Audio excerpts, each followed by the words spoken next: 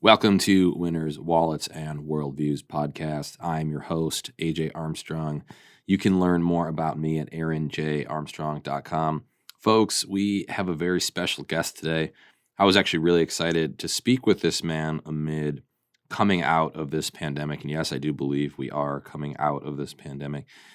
Dr. Jack Kruse is kind of a controversial figure in medicine in a lot of ways. He's a neurosurgeon. And his whole philosophy and strategy is to decentralize the medical system so that we can allow doctors to do what they do best, combine bits of information, studies, and science, and synthesize that science. And we dig into a whole bunch of different reasons that are preventing doctors from doing that in industry right now. And, the way that Dr. Jack has kind of gone about his practice is through a unique way, like allowing people to trade Bitcoin to gain financial freedom. And over the last 16 years, he's gone around and educated doctors in a field called quantum biology, which is what decentralizes neural networks. And this isn't woo-woo stuff. This is actual physics at the atomic level. That's a way of changing your health and for the better. So this is a really interesting podcast, and I think you guys are going to really enjoy it. In fact, I sent this out before to my friends and family because it was so important that I think that they hear this perspective in a world that seems to be worshiping, and I quote that, science.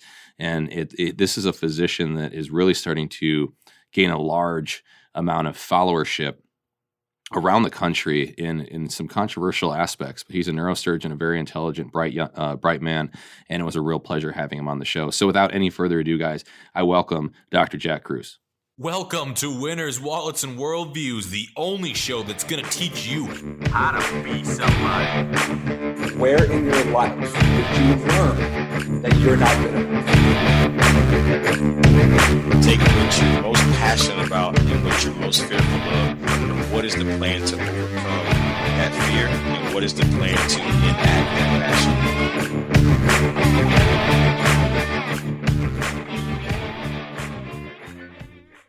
Welcome to Winners, Wallets, and Worldviews. I'm your host, AJ Armstrong. You can follow me at Aaron Armstrong33 on Instagram, or you can go to aaronjarmstrong.com. Okay, we got a very special guest today, Dr. Jack Kruse. He's going to talk to us about all the things, including 5G, some of the stuff that's crazy going on out there. We're also going to talk about business, your health, and how you can start to improve your life today. So, Mr. Kruse, welcome to the show. Hey, how are you? Nice to be here. This is really a pretty exciting time, I know, with all this crap going on, COVID, we got all this slowing down, but you're coming to us from beautiful Destin, Florida. What's kind of been the front of your mind as far as, what you've been working on as far as a business kind of, activity, or what have you been like, what's in the next phase of your journey coming out of this weird economic cycle it seems to be going on right now? Well, probably 2018, 2019, I decided to start to retool my business because my business has been predominantly teaching people about quantum biology, like what I would call the edge of what we know in medicine. Is this like some of that Dr. Joe Dispenza stuff, or is this a little bit deeper? No, this isn't woo-woo. This is actually the hardcore stuff. Like, for example, and I'll try to make this really simple because I don't want to get too technical, but European robins, they fly all over the place in Europe. They use magnetoreception. That's actually a process where they quantum entangle different type of subatomic particles to navigate the Earth's magnetic field. So all the scientists have believed this for a really long period of time, but nobody actually had the proof.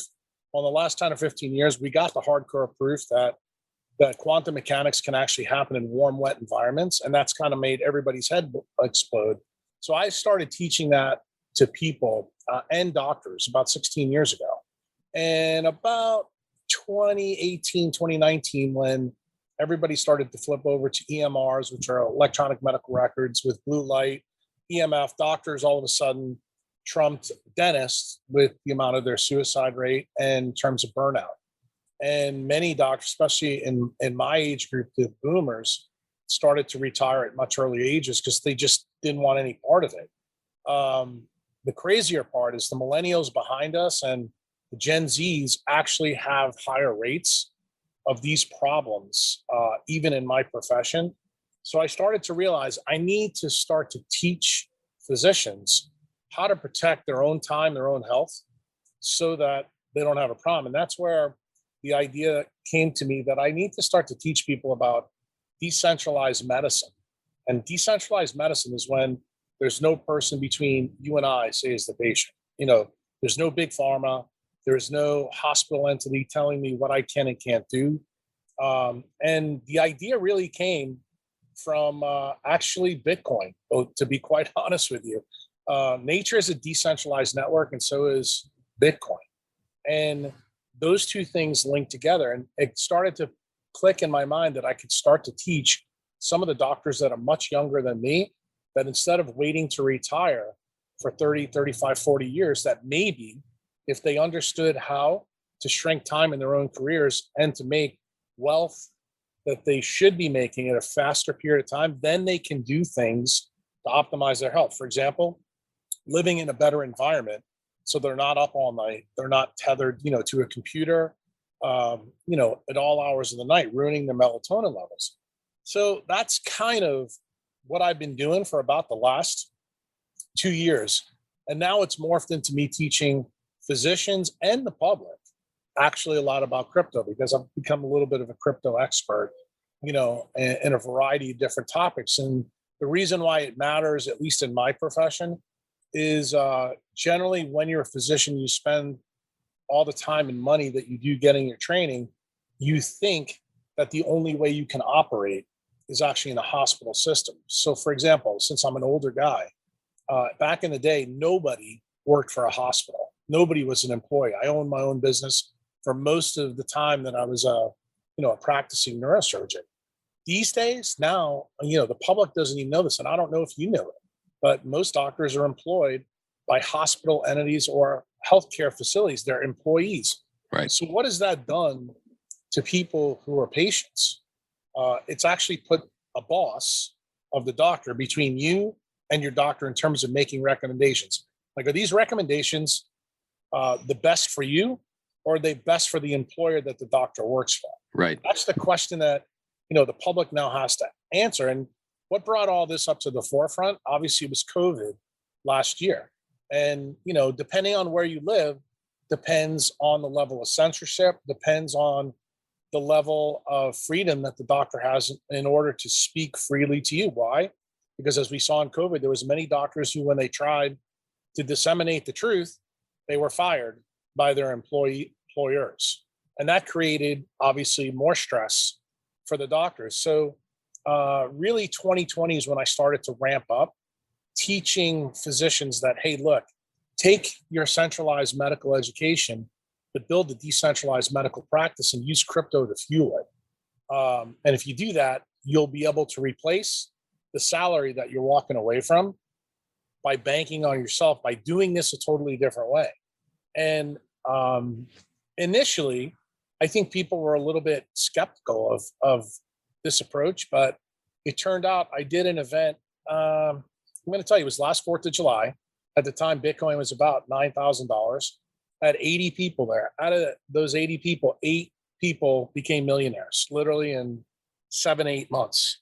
And what did that allow them to do? It allowed them to completely change their life. And I was very happy to see several of them were physicians. And once they got the message that they could retool their life by unbanking with the banking system and unbanking with, hospitals and big payers like insurance payers, this opened up tremendous amounts of freedom for them. And then they could start to tackle what they were passionate with, whether it be, either a hobby or maybe you want to build another business, something else that maybe came off the COVID idea. Because I think COVID, in a lot of ways, was actually a compliance test to see how far I think they can push small business owners. Mm-hmm. And, I believe any times that there's chaos, there's always opportunity. It just depends how you look at the shitstorm that you're in. And right. I looked at it as a huge opportunity where I could help a variety of different people. It wasn't just physicians that I helped. I helped personal trainers. I helped bankers.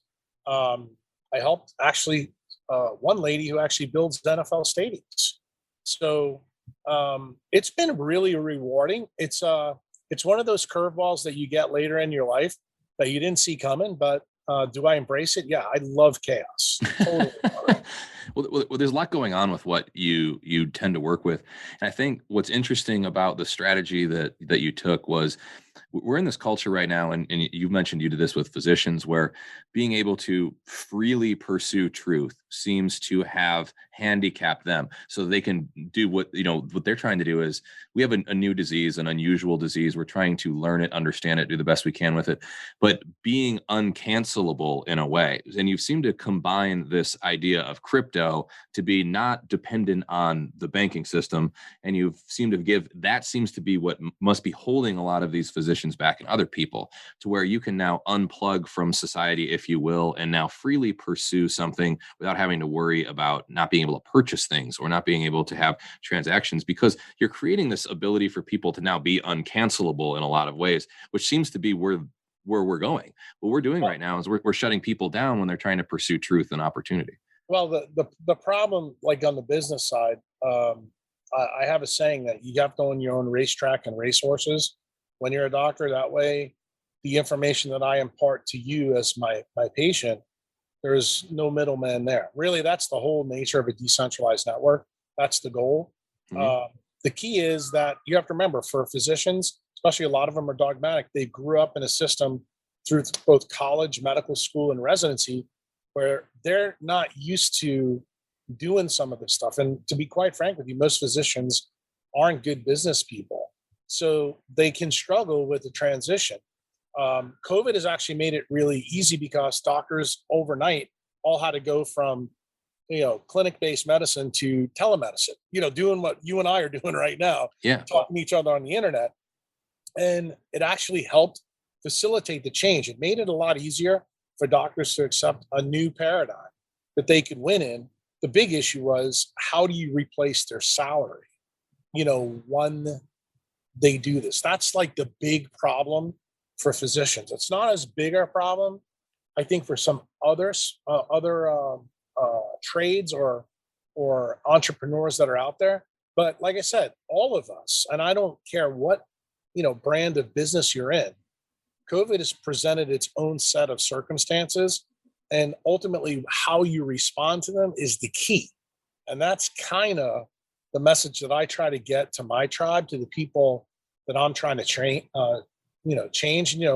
Most recently, probably in the last 4 months, I've taken the message in a different place. I've gone on Clubhouse, and now I'm heavily involved in the crypto space, teaching actually Gen Zs, and millennials things about finance, because most people in this country have a really low financial IQ.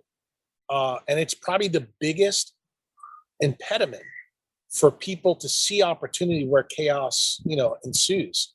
And one of the things that I think is really important, that I think that a lot of younger people don't get, is the history tied to money, the history tied to the Fed and the federal government, the things that have happened in the past, that people don't realize how it's affecting what's going on with all of us right now here today.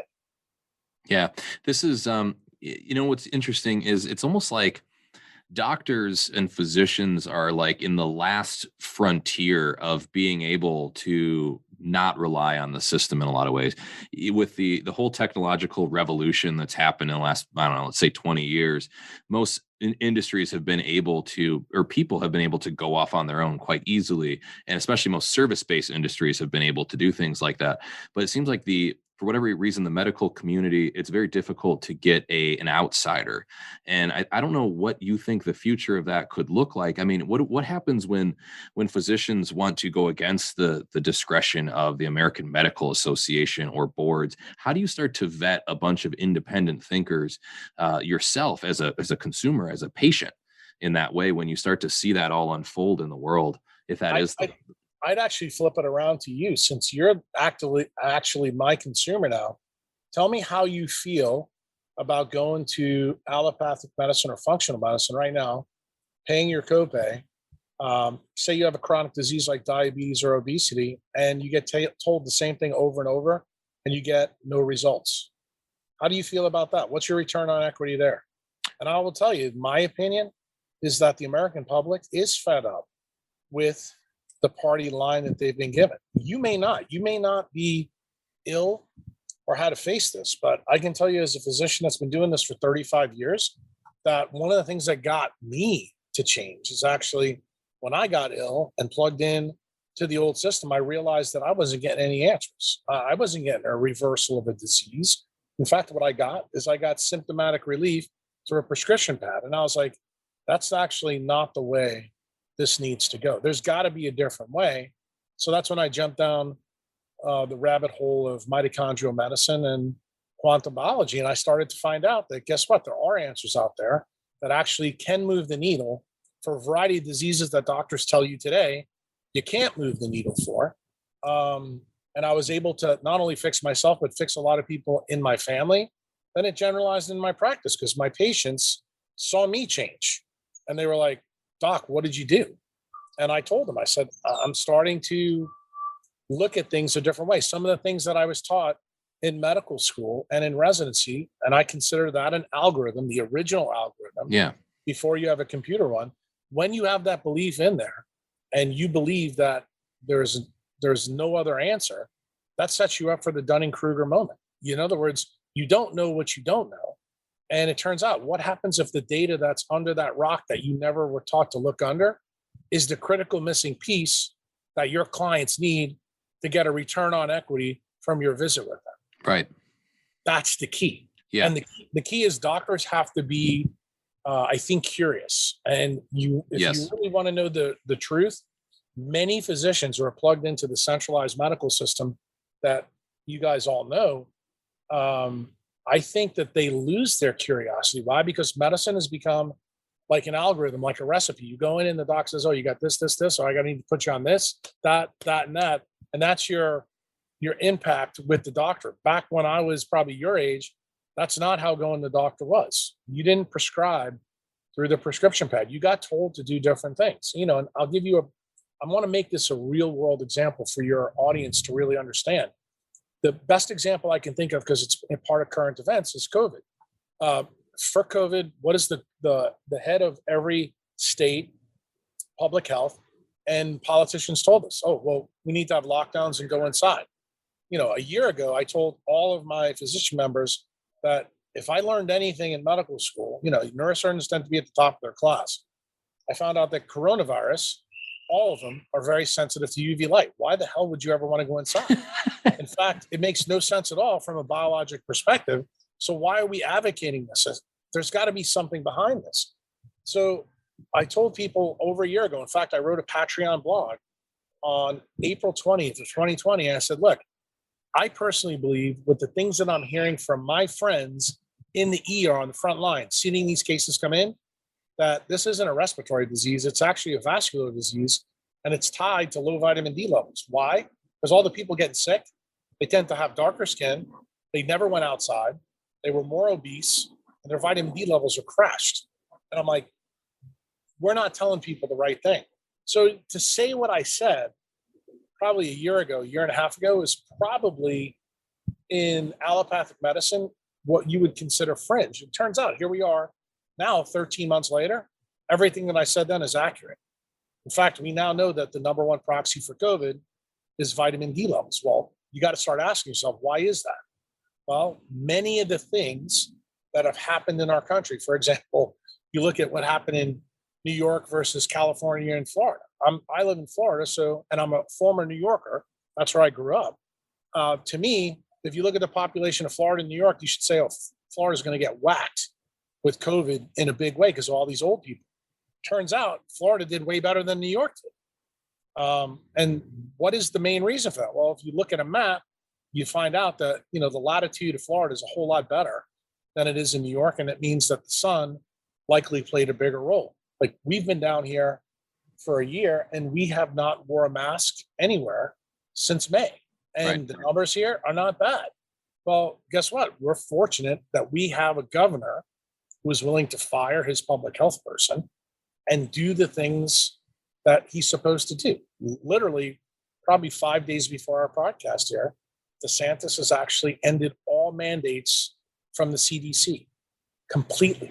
There's not enough moving to Florida as is. I mean, geez, I saw these charts the other day. It was all about the states. I mean, you have Florida gained another congressional seat, lost from New York and California. It's clearly people are starting to voice their opinion.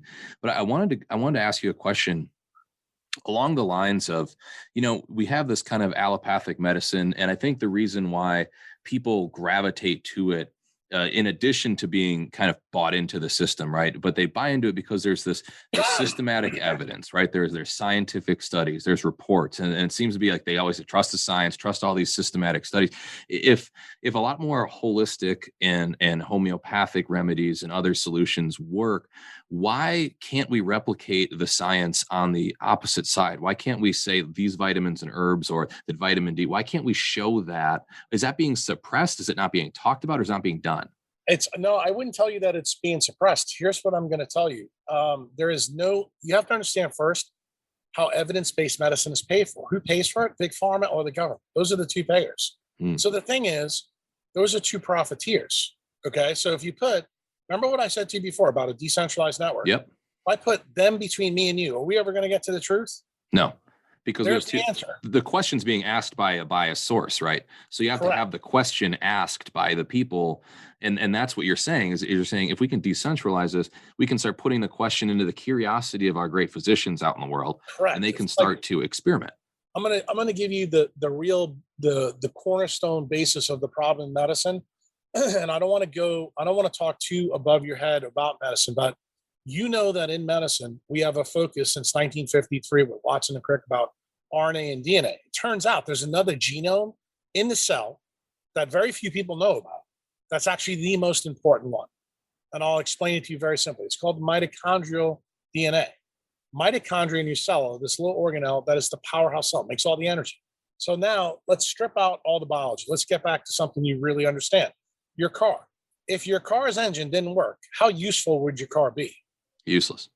So guess what? So why isn't it that in medical school or residency that we're teaching physicians about mitochondrial medicine, how to optimize energy? Because what do we call patients that don't have energy? We call them cadavers.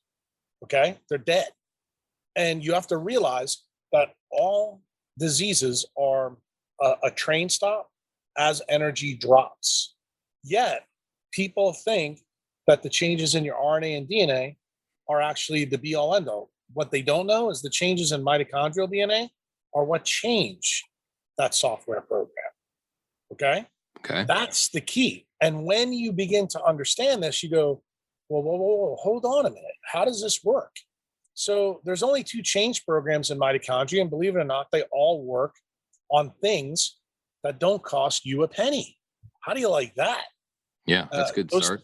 Right. That's a place once people understand that, they're like, so doc, are you kind of saying to me that there is a doctor in our head that we're just not listening to it, that we're defaulting to experts who are saying, oh, this has to be evidence-based. And the guys that are creating the evidence are basically profiteers, and they're keeping our focus so that we keep buying prescriptions for things that take care of our symptoms, but never reverse the disease. That's exactly what I'm saying. That's exactly what centralized medicine is. And that's exactly what I'm trying to teach physicians not to do. Why? Right. Because they have base knowledge where I can teach them this stuff. Like when I teach them the biology stuff, the stuff that you probably are not interested in getting in the podcast, they begin to see there is another way for me to help my patients. That lights them on fire. Then they remember why they wrote that altruistic essay on, their medical school application. And that even happens in older physicians. Like I'm an older guy, and I still am passionate about talking about that part of it.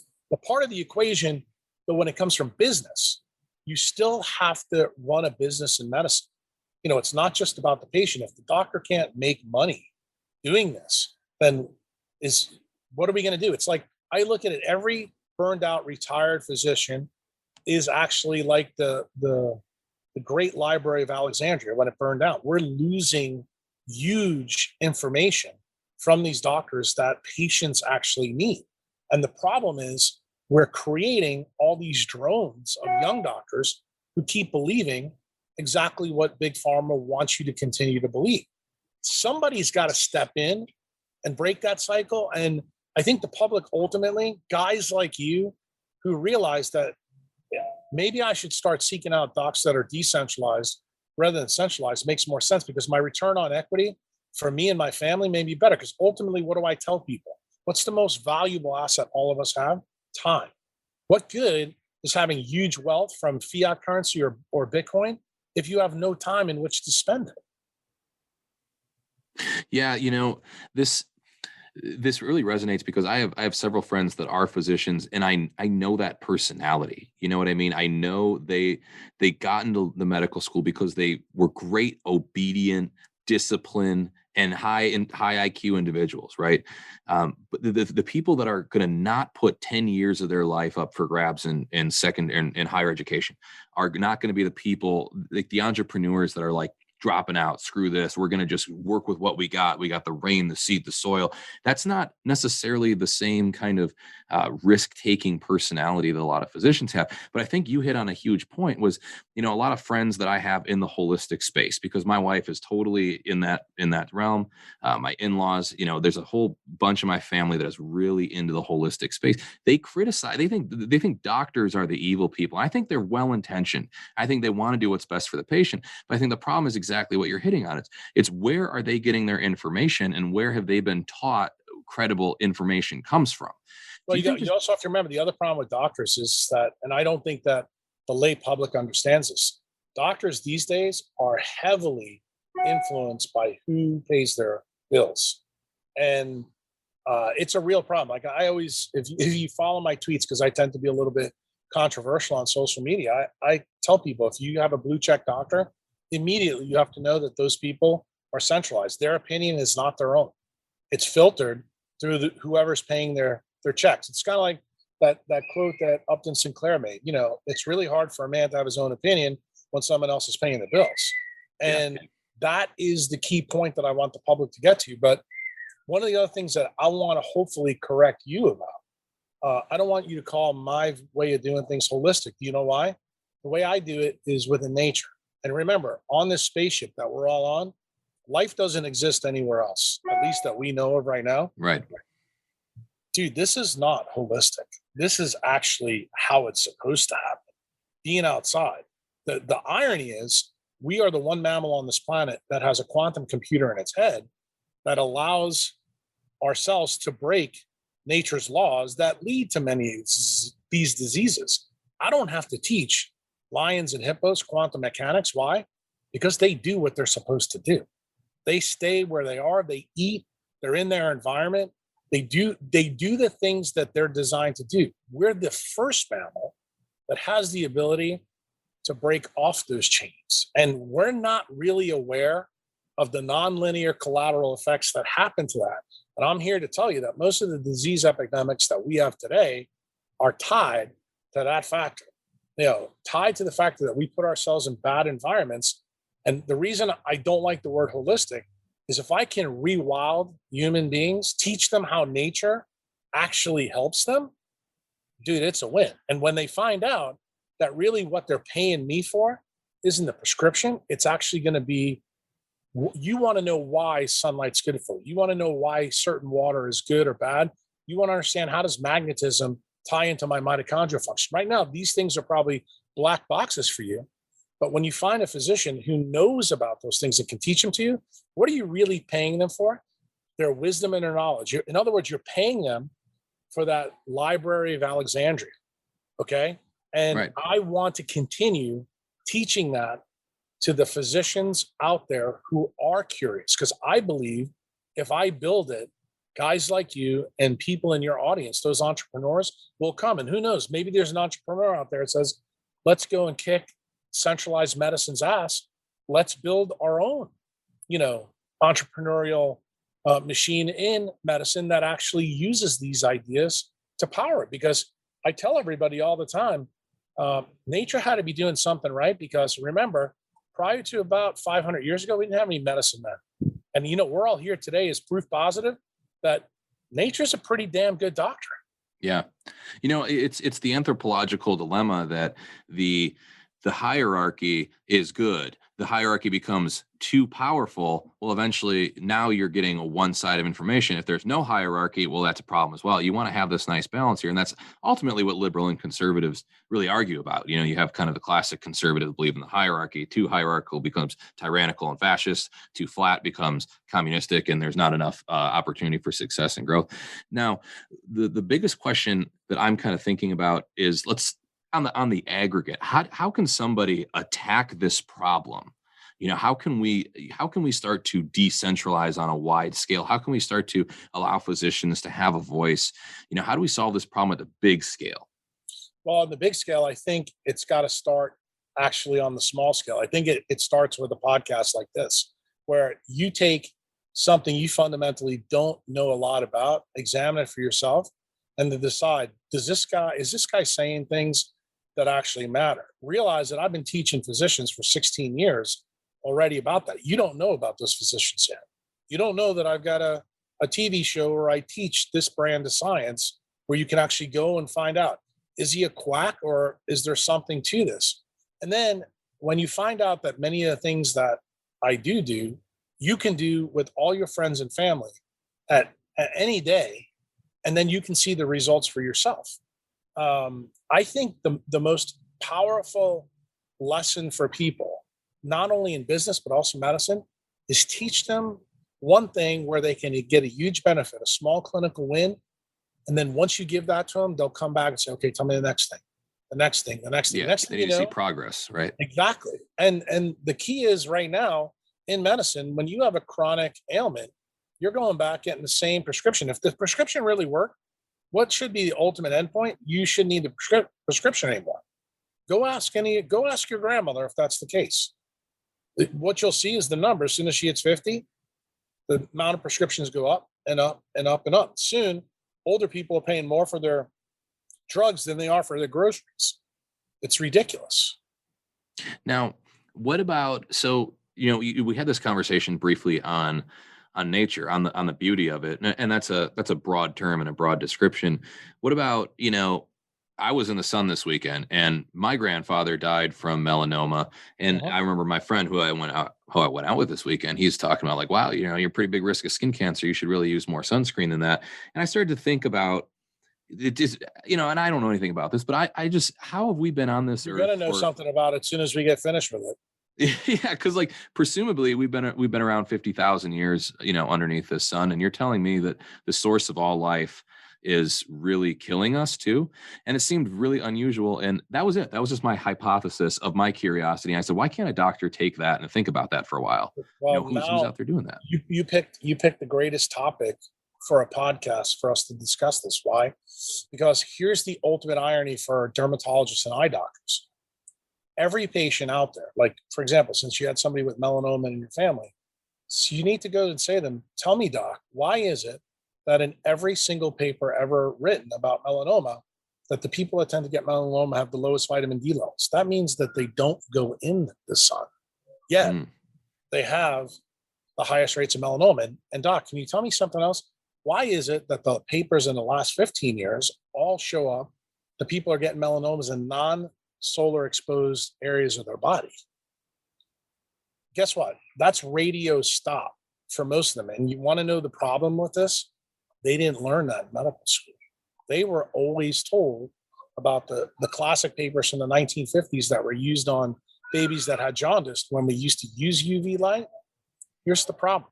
UV light from a bulb is not like UV light from the sun. Anybody who's old enough that remembers the Pink Floyd album, there's 7 other colors. Right. Turns out those other colors, besides purple, because purple is UV light, they protect you from getting melanoma. Turns out the latest studies out there show that blue light, like the light you're sitting under right now, my friend, doing this podcast with me, that's the real cause. It turns out that blue light stimulates melanocytes to grow. You know what the number one cause of melanoma is right now in the United States? It's not on your skin. It's in your eye. Do you know why? What are you sitting in front of right now, my friend? Computer screen. There you go. And guess what it emits? Blue light at 5,750 Kelvin, which is right in the blue light range. What does that light do? It destroys your melatonin level. Guess what else those papers say in medicine? Those people have low vitamin D levels, tend to have low melatonin levels. They also tend not to sleep. starting to see how light actually affects it. What people don't realize is the humans that were 5,000, 6,000, 10,000, 20,000, 100,000, even a million years ago, the light that they live under was the sun. Okay. The light that we live under today as a tech, a technocracy, to put it frankly, we all live inside. I mean, the difference between you and I right now, and I did this on purpose, to be frank with you, I do most of my podcasts outside when the weather is good, because I want people to know that being outside all the time is the key to regaining your health. Mm-hmm. Being inside in man-made light around non-native EMF fields, which you're around, I'm around some of them too. I'm not going to just throw you under the bus either. It's an issue. And the problem is, it's one of those issues that is not accounted for in the papers that consume the evidence-based literature. So when you point this out to doctors, like, for example, we've had 17 different meta-analysis on skin cancer. And the last one was done in 2016 in Sweden. And you know what the paper came up with, the final tally? And this is amazing. It said those people who have a lack of sun in their life face diseases more frequently, specifically skin cancers. It turns out all-cause mortality, that means every disease on planet Earth, and death, all causes of death, are reduced by sunlight. So much so, the researchers then followed up, said, actually, not having sun is more dangerous than smoking cigarettes. Wow. Did you ever read that? I mean, and guess what? That's published in the literature. But you know what? That's not what you hear when you go pay your copay from your doctor. It's not what you hear from your friends who are doctors. But guess what? You can fact check Uncle Jack when you get off this podcast and find out that I'm right. And then you're going to realize we have so much data out there. The docs believe this because that's what they're taught. And they have to get to a point where you are. You asked the greatest question that you could of me on the podcast. Doc, tell me, what is the deal with skin cancer? And the next question is, okay, ask your doc why everybody that has skin cancer has low vitamin D levels. Because if UV light is the cause, their vitamin D levels should be through the roof. And it's not. And it's a simple question. I mean, I'm not no doctor. It's just my dumb ass sitting there like, how is the thing that gives everything life killing us? That makes no sense to me, right? And it's very simply put. In fact, when my wife and I mentioned she's really, paranoid with a lot of stuff. So we're going through the airport. They have the millimeter technology where they scan you 360, and she's worried that that's going to like penetrate and give you, some kind of disease or whatever. I said, okay, well, let's look it up. We find a paper from 2015 by an NYU study. And it talked about how actually about 90% of that millimeter technology would bounce off of your skin, but about 10% stayed in your skin. And they were going to launch follow-up studies to see what happens with it within your skin. That made a lot more sense to me. Yeah, that would probably be the first layer of issue, is that something would stick in your skin. Now talk about these 5G towers. Think about all the things that are around us every single day that are consistently bouncing off of your skin as this first layer of defense that isn't the sun. And I think to your point, it's probably all the stuff that isn't the sun that's more of the issue. Absolutely. And you have to realize that's what's fueled our technocracy. When you think about, and you're probably too young to remember this, what life was like in the 1940s compared to today. There was no supermarkets. We didn't have supermarkets until 1947. So people grew their food. People knew about photosynthesis. They understood how the sun controls the entire food web. Well, today, you can go buy a coconut and a pineapple in Whole Foods in Boston, even though Boston doesn't grow those foods. And you have this fundamental belief, well, if it's in the grocery store, I should be able to eat it. The answer is biology says you're not supposed to do that. Why? Because your eyes and your skin are paying attention to the sun in Boston, and that food is not supposed to be there. See, lions and hippos don't make that mistake, but we do, okay? When it turns out for technology, the things that you said, we'll tie the two stories together. The antennas, or the stuff that's in your podcast studio right now, creates a topologic effect on your skin. That means an effect on the surface. Just in the last 5 years, Nobel Prize for Physics was given for topologic effects in different areas. Well, it turns out we now know that vitamin D is made in the surface layers of the skin. So when you get hit with RF, which is what those machines use, it changes the topology of what happens in your skin. makes it less likely for you to make vitamin D even when you go in the sun. So that creates a huge problem. Okay. Then the federal government followed this up. They did a study on 2G and 3G phones. They used, unfortunately, nocturnal animals, but rats and mice. And it's called the NTP toxicity study. The first leg came out in 2018. Nobody could believe what it showed, that it was a huge problem. So what did the government do? They gave it back to the scientists, said, study it more. Now you have to remember, this is a federal government study they spent $25 million on. The final tally got released on November 1st, 2018. You know what it said? 2G and 3G phones cause different kinds of cancer in people. That's published out there. So when you hear people, on social media or in other podcasts saying, "Oh, there's no way that this could be the effect," then I say, "Okay, stop, radio, stop." Do you know anything about Andrew Marino? He's a biophysicist and a lawyer. He's been in Congress for literally 40 years talking about these issues as a scientist and a lawyer. You can read his depositions from 1977, how the EMF off a high tension power line changes the Earth's magnetic field 80,000 kilometers above the planet. We knew this in 1977. That's before there was any cell phones. That's before anybody had microwaves. So can you imagine what the effects are now? So in 1979, the federal government stopped checking EMF through the EPA in our environment. Why? Because what were we doing? We were going from an industrial economy to a technocracy. So you can't screw up future progress by putting a biologic bomb, in there. And then studies came out probably when you were really young and don't remember this. We had 5 successive ambassadors in Moscow who all got lymphoma or leukemia. Turned out the Russians were trying to tell us for a long time that microwaves were a big problem. So what did they do? They started shooting microwaves from 1957 to 1973 at the Moscow embassy. Once the United States figured it out, you know how they solved the problem? They put tinfoil on the inside of the embassy. And guess what Harry Kissinger had to do in 73? Anybody who worked for those 15 years in the Moscow embassy got higher duty pay because they faced this problem. And this was, just so you know, this was published on the front page of the Boston Globe in 1974, 75. Guys like you don't know about this. Why? Because remember, back then, it didn't register anybody. Because back in 1973, when the Mets were in the World Series with the Oakland A's, there was no cell phones. There was no anything that was electronic. It was still an industrial economy, where people were worried about, their next brand of Crest toothpaste. Right. It was totally different.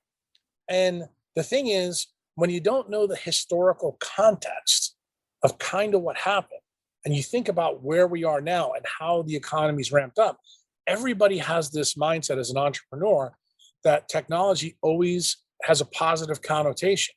I'm here to tell you that the way we use technology, it's probably the single number one thing that's making most of us sick today. So, what do we do about it, right? So there's kind of this first category, which we can talk about a little bit, which was almost like seasonal foods, right? Like, you go into the winter and you're eating a pineapple kind of thing. Then what about like some of this technology? I mean, obviously we need to live with it in a way, but what are the things to avoid? What are the things to stay away from? How can we make this better? How can we improve our lives and not be victims of this? And then what can we do long-term about the cancer? Kind of 3 questions in one. So I'll let you continue. Yeah, so I would tell you that the number one thing is you have to look at what your risks are. So I would tell you most people, and I'm generalizing this now, obviously everybody has an N equals 1. So if I knew you as a physician and did a history and physical on you, I'd know exactly what your risk is. But screen time is probably top of the list, and also the indoor lighting that you're around. So how do you solve that? Iris software on your computer, what does it do? It blocks blue light and it also blocks flicker effect. What's it called? Iris software? Iris software. It's not expensive. It's cheap. The other thing is these things. These are blue blocking glasses. These glasses block. These are the day walkers, but they'll block about 40 to 60% of the artificial blue light that comes through. There's ones that I wear at nighttime that go all the way up to 550. Why? 550 protects everything in melatonin. Why? Because if you want to get better, I think everybody knows this, whether you're an entrepreneur or a doctor, if you can't sleep, you can't get better. So you have to be able to sleep. I think your generation probably has more problems with sleep, and the generation below you have even more. Why? because you grew up with technology. I did. The generation behind you is even worse. We now have kids that are 13, 14, 15 years old whose pediatricians are giving them melatonin. Instead of asking the right question, why are these kids losing their melatonin? And what are the long-term ramifications of giving a kid a hormone that is made in your eye and your skin long-term? It actually thins your retina, gives you AMD, retinal tears, myopia. This is the reason why 96% of kids in Asia are myopic. They're nearsighted. They wear glasses. And why? Because they're all on the phone from day one. Today in the United States, it's all about digital babysitting. Oh, here's the iPad. See you later. Most entrepreneurs don't even know this about Apple, that when the iPad 2 came out, it had an infrared detector in the iPad. Why was that? Is if it ever hit the kid's body, it would immediately turn off the RF and microwave signals. The funny thing that you probably don't realize as an entrepreneur, Steve Jobs never actually mentioned that as a marketing tool. Why? Because he knew that if he did, people would ask, why are you putting that kind of device in here? Now you begin to understand why Steve Jobs never let his kids use Apple products. Got it? See, the answers are always there for those who decide to ask the deep questions. So hopefully I'm tickling your neocortex right now, you listening to me, so that you understand these are the answers you don't get from a centralized doctor, but you get them from a decentralized doctor, because we dig deeper. We're looking to figure out why is the energy in your body not being transmitted all over. It's kind of like having a Ferrari and saying, yeah, the car works really good, but the power antenna doesn't go up, the power windows don't work, this doesn't happen. You may tolerate that for a Ferrari, but if you're 17, 18, 20, 25 years old and your pecker doesn't work or you're infertile, you start asking yourself a question: why is this happening? What's going on with us? And it turns out when I was probably your age, nobody was infertile. Nobody went to have IVF. Nobody had a problem. Nobody had a swimmer problem. Right now, all these young kids put their cell phone in their front pocket and they think they're not destroying their sperm count or their testosterone level. I got some bad news for you. Think about Steve Jobs, where the word laptop came from. He invented it because he put the laptop on his lap. What did he die from? A retroperitoneal cancer. Guess where that would happen? And you remember when he gave all his famous entrepreneurial Apple talks, and he turned around and you saw his Levi pants had the hole right where the iPhone fit. So he's getting popped on both sides. He knew. Yeah, it's really, so I guess the easiest way is to wear some blue light glasses and avoid technology when it's unnecessary. But there's other things. There's a lot of other things. I mean, I in a podcast, for me to tell you all the things that you have to do. Like, for example, I'm on a Mac right now. My Mac is sitting on a table that's far away from me. It's plugged into the wall. Never keep a computer next to you that's charging. That's one of the worst things. It creates huge alien magnetic fields. I'll give you another one. If you're in your house and you use a ceiling fan and it's on a Lutron changer, huge amounts of magnetic fields. Anything that's on a dimmer, horrible, because it modulates a frequency that creates an alien magnetic field. Those are the things that make you sick. The problem is the doctors learn that in medical school? No, because you know what? Big Pharma doesn't have a solution and a prescription for that. What you have to do is change the way you live your life. And you're not going to change your life, my friend, until you know that this is an issue. Right. That's how I change the world. I'm that dude that knows all this stuff as a brain surgeon. Why? Because the way all this works, everything in us is electromagnetic, and fundamentally, especially at the mitochondrial level. And when I take you down my rabbit hole and show you that this isn't my opinion, all these papers are published. The thing that makes me different, I'm a little bit, I would say probably a biological entrepreneur. I have taken things from different parts, put all the pieces together, and I put it in front of you as the customer and say, and what I'm telling you is a little bit different than what you're hearing from your other doctor. You already been to the other doctor multiple times and you get better. Are you willing to give crazy a shot? I am always willing to give crazy a shot because I'm freaking crazy. And what you're also inspiring too is this, just some simple idea of like getting outside, and just being in nature. How much does that cost you? It costs you nothing. And There you go. and I'm already trying to get on my hot vacation spot down in Florida. And my wife and I were joking because we wanted to get out, you know, how on the Gulf side, down the southern side, where right by Punta Gorda and Fort Myers, they have these islands out there that you can just ferry to, and the houses are even cheaper. And I said, wouldn't that be nice to be off there, off the grid, and just have a place to get away and do work occasionally? And you know, this is even motivating me more to try to find opportunities to get in the sunshine, to get out in nature, to get away from things, and find hobbies that are engaging outdoors. One thing I did want to ask you is, like, you know, I hear from some of my friends that you know, you have this kind of, the cancer is generated a lot of by the pharmaceutical treatments in a lot of ways, right? That there's not a lot of solution. Is there a more optimistic future to cancer research from your perspective? Yeah, I've done a lot of podcasts, especially on the biology side, and told this story. I went and did my medical residency at a place called Osher Medical Foundation in New Orleans at LSU. And Dr. Osher, the senior Dr. Osher, Alton Osher Sr., famously used to tell us, sorry about that. He famously used to tell us a story when he was at the end of his life. And his son also was a cardiothoracic surgeon. He was a big guy for cancer. In the beginning of his career, 1900, 1910, there was no cancer. He would bring medical students in to show them a case of lung cancer. He goes, I want you to see this because you'll probably never see this in your career. I want you to think about that statement. That's literally 110 years ago. That was the predominant belief in medicine then. Now, you can't go in a town and not know somebody who's got lung cancer. It's a huge problem. So what I'm trying to tell you is that the environment in the last 120 years has changed so much. The reason that we can't solve cancer, and ironically, Oscar worked with Nixon to start the war on cancer in 1971. That war, we've spent so far $2 trillion, we've got no answers.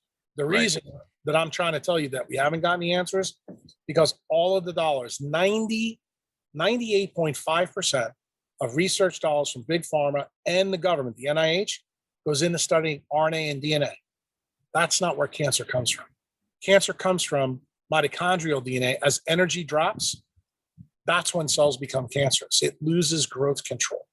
So if you really want to know why I'm optimistic, because what I'm telling you right now, there's now, in the last 5 or 6 years, people out there know about ketogenic diets. They know about sunlight and how they reduce cancer. For example, the cancer that I deal with in the brain, which you may remember, what's his name, Teddy Kennedy and McCain died from it. It's called the GBM, glioblastoma multiforme.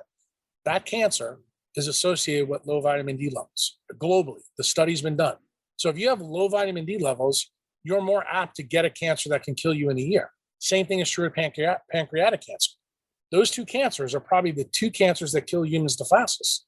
Both of them are associated with you not going outside. So if you live an indoor existence your whole life, guess what? You're going to get it. And the irony with, McCain is he also had melanoma. So it should be no surprise why he got that. Because he lived an indoor existence. He was a politician for pretty much the last 50 years of his life. He was never outside. So I kind of want people to understand that there is an answer. I am very optimistic, but you know what the key is? The key is education. See, information travels at the speed of light these days, but understanding that information doesn't. It's incumbent upon you, me, and your audience. If they heard something in this podcast that tickled their neocortex, then they have a duty to themselves to jump down that rabbit hole and say, I need to learn about this whole decentralized medical idea. Why? Because if this dude can give me more time, then that gives me more time to, find my passion, find my motivation, or find, the next fortune that I can make. Because without time, time is the canvas of our life. And if you want to paint a beautiful picture, dude, you've got to have the canvas to start. Yeah. I couldn't agree more. And I want to thank you again, Jack, for taking the time today to discuss, things that aren't necessarily talked about, and for asking those right questions and being a pioneer in this space. It's refreshing to hear a different perspective for sure. It's refreshing to hear someone back it up with studies, facts, and things that are out there that for some reason we're not getting. And you know what the some reason is? The some reason is the profiteers. If you had these answers, my friend, you would not take a statin. You would not use sunscreen. Remember, sunscreen is a $5 billion industry. Okay, statins, on average, have brought big pharma trillions, okay, since they came into existence in the 1980s. And the irony was, maybe this will shock you even further. Most people don't realize that you make vitamin D from cholesterol esters. So if you don't go outside, guess what happens? Your cholesterol level goes up. You don't need a statin, you need the sun. Mm. And the sun's way cheaper than that prescription for Lipitor. Is there anything within the diet specifically that you would recommend to target that mitochondria DNA? Yeah, I wrote a book on Amazon probably 8-9 years ago called the Epi Paleo RX. This is where we get into the weeds. A mitochondria is all about electrons and protons. Most people think that food is about fats, proteins, and Carbs, carbohydrates. Yep. And it turns out that's not true. Any doctor will tell you this. If you look at a mitochondria, there is no input for those three macronutrients that you guys all know. But you know what the input to mitochondria is? It's called electron chain transport. The ATPase, which makes the ATP, what spins through that? Protons. So guess where we're at? We're at the subatomic level. How much do you know about electrons? How much do you know about protons? Turns out your doctor knows about that much. Why? Because they only learn about mitochondria. And what they learn about mitochondria is that it makes ATP. After that, they don't learn anything else. So you need to realize that foods that provide a ton of electrons are really healthy for you. So what's the number one food that does that? It turns out seafood. And there's specific types of seafood that do a better job of it. Usually fish from cold water places are much better. So herring, sardines, things like that. The fish that tends to be the worst is any place in a low latitude around the equator. The reason for that is the oceans are the highest density place on planet Earth that has electrons. So you want to eat things that swim in that stuff. That's the reason why fish is really healthy for you. And it turns out there's another chemical in fish that's really good for your brain. In fact, we happen to be the one mammal on the planet that has more of it in our brain than any other. Mm-hmm. That's DHA, that's fish oil. Fish oil in a bottle is not equivalent to fish oil in fish. So I want people to get the message that, no, you can't replace the stuff from, GNC or anything else with the stuff from the ocean. There's quantum reasons for that. They're biologic, they're important. Once you understand that, and I explain it to you, then you begin to realize, okay, this is not a big deal. And I tell people, the more tech you use, the more seafood you need. The less tech you use, the less seafood you need. The better job you do with blocking your blue light, the better job you do getting outside, then you don't have to have an overly restricted diet. You can actually start doing pretty much anything you want. This is really taken Jimmy Buffett's changes in latitude, changes in attitude to a whole new level, my friend. This is, and it makes sense. I mean, you look at the longest living cultures like Japan, for example, and their diet's almost exclusively seafood. It just, you put these things together and it's just, oh, yeah, this makes sense. And I think that this puts nature always does, my friend. Nature always, this is the take home message.